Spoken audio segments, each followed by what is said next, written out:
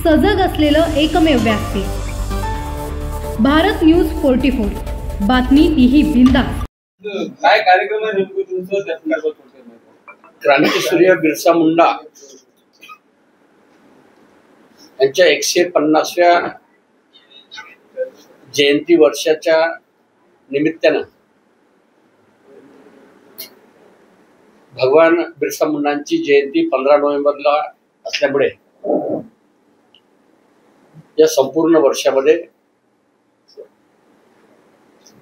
आणि जनजाती गौरव वर्ष 15 नोव्हेंबरला आम्ही साजरा करत असल्यामुळे देशाचे पंतप्रधान नरेंद्र मोदी यांनी आदिवासी समाजाचा गौरव झाला पाहिजे, क्रांतिकारांचा गौरव झाला पाहिजे। भगवान बिरसा मुंडांची जयंती म्हणजे जनजाती गौरव वर्ष म्हणून साजरा करत असल्यामुळे या संपूर्ण वर्षामध्ये आदिवासी विभागाच्या माध्यमातून आदिवासी समाजासाठी ज्या ज्या महापुरुषांनी क्रांती केली त्यांचा गौरवशाली इतिहास, आदर्श संस्कृती ही जिवंत राहिली पाहिजे हा उद्देश आणि हेतू समोर ठेवून दिनांक 15 नोव्हेंबर, 16 नोव्हेंबर आणि 17 नोव्हेंबरला 3 दिवस नागपूर येथे जनजाती गौरव दिन आम्ही साजरा करत असल्यामुळे आज हो घातलेल्या कार्यक्रमाचं नियोजन करण्यासाठी आज आम्ही या ठिकाणी बसलेलो आहोत। दिनांक 15, 16, 17 या तीनही दिवस महाराष्ट्राचे मुख्यमंत्री आदरणीय देवेंद्रजी फडणवीस, आदरणीय नितीनजी गडकरी आणि आमचे सर्व पदाधिकारी उपस्थित राहणार असल्यामुळे आम्ही पूर्वतयारी म्हणून भारतीय जनता पार्टी आदिवासी आघाडीची आज बैठक आहे। त्या बैठकीच्या माध्यमातून आम्ही नेमका कार्यक्रम कसा आयोजन नियोजन करायचं, त्याची पूर्वतयारी कशी करायचं या अनुषंगाने बैठक आहे। आपण निश्चितच जनजाती गौरव वर्ष आणि जनजाती गौरव दिन साजरा करण्याच्या अनुषंगाने क्रांतीसूर्य बिरसा मुंडांनी केलेलं कार्य याचा प्रसार आणि प्रचार व्हावा या अनुषंगाने आपल्या माध्यमातून आपल्या लोकप्रिय इलेक्ट्रॉनिक मीडियाच्या माध्यमातून प्रसार आणि प्रचार करून आदिवासी समाजाच्या शेवटच्या घटकापर्यंत पोहोचण्याचे प्रयत्न करावा अशी अपेक्षा करतो, विनंती करतो। खूप खूप धन्यवाद। कार्यक्रमाची नेमकी रूपरेषा काय असेल? नागपूरमध्ये असेल की प्रत्येक गावामध्ये काय हे कार्यक्रम आयोजित करण्यात यावा, आवाहन करण्यासाठी येऊ शकतो? देशामध्ये आदि कर्मयोगी,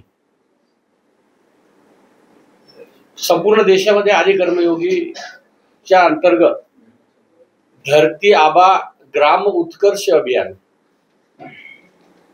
धरती आबा ग्राम उत्कर्ष अभियानाच्या माध्यमातून महाराष्ट्रामध्ये 4975 गावं निवडलेली आहे।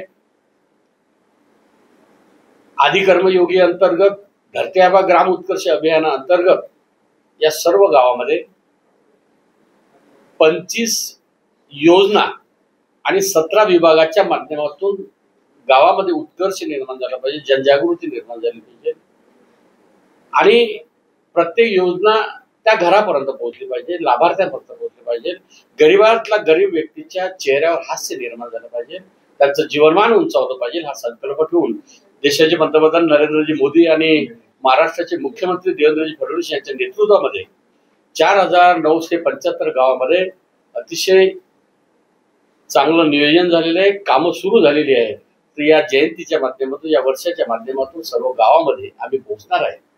त्यामुळे निश्चितच महाराष्ट्रामध्ये आदि कर्मयोगी अंतर्गत धरती आबा ग्राम उत्कर्ष अभियानाच्या माध्यमातून PM जन्मन योजनेच्या माध्यमातून आदिवासी समाजापर्यंत विविध योजनेचा लाभ मिळणार आहे। ही सुद्धा कल्पना आमच्या कार्यकर्त्याच्या माध्यमातून प्रत्येक गावात जाऊन जनजागृती झाली पाहिजे, चळवळ निर्माण झाली पाहिजे हा संकल्प ठेवून आम्ही काम करणार आहोत। ऐन दिवाळीच्या तोंडावरती अमरावतीतील जिल्हाधिकारी कार्यालयासमोर जे आहे ते मेळघाटातील आदिवासी बांधव आहेत ते आपल्या हक्काच्या न्यायासाठी एका अर्थाने उपोषणाला बसलेले अमरावती उपोषण आहे। तिथे रस्ते बरोबर नाही, वीज नाही, त्याची मागणी आहे। काय सांगायला संदर्भात? नाही, याबद्दल मी चौकशी करतो उपोषणाला बसले आणि निश्चितच मी भेट देईल।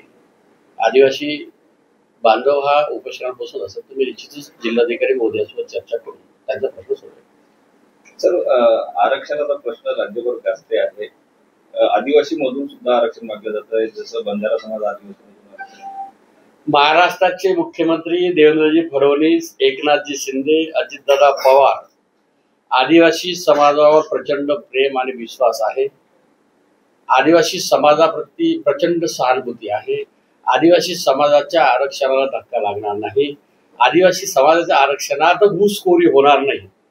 अशाच नवनवीन अपडेटसाठी बघत रहा भारत न्यूज 44. सत्याचा प्रकाश, बातम्यांचा विश्वास.